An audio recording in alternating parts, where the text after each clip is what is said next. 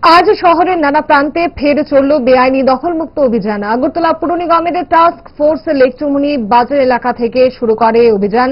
সেখান থেকে ভগবান ঠাকুর চমুনি হয়ে কামান চমুনি ভায়া শকুন্তলা রোড পোস্ট অফিস চমুনি পর্যন্ত চলে এই দখলমুক্ত অভিযান। নির্মীয়মান ফুটপাত দখল করে দোকানীদের পসরা সাজিয়ে বসার কারণে পথচারীদের চলাচলের সমস্যা হচ্ছিল। ফলে পথচারীরা রাস্তায় নেমে আসার কারণে যানজট সৃষ্টি হচ্ছিল। এই সমস্যা দূরীকরণে আজ পথে নামে টাস্ক ফোর্স। বেশ কিছু দোকান তুলে নিয়ে আসে টাস্ক ফোর্সের কর্মীরা।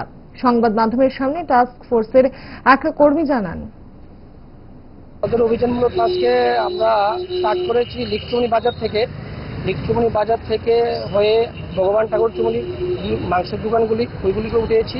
তারপর আমরা এখন কামান চুমনি থেকে পোস্ট অফিস চুমনি শকুন্তলা রোড, যারা ফুটপাতে নতুন করে ফুটপাত করে দিয়েছে গভর্নমেন্ট, তার থেকে ফুটপাতের উপরে কিছু কিছু দোকানদার রাস্তার উপরে এই জিনিসপত্র রেখে দিচ্ছে। এগুলি আমরা আজকে এখন যা পেয়েছি সবগুলি উঠিয়ে নিয়েছি আমরা।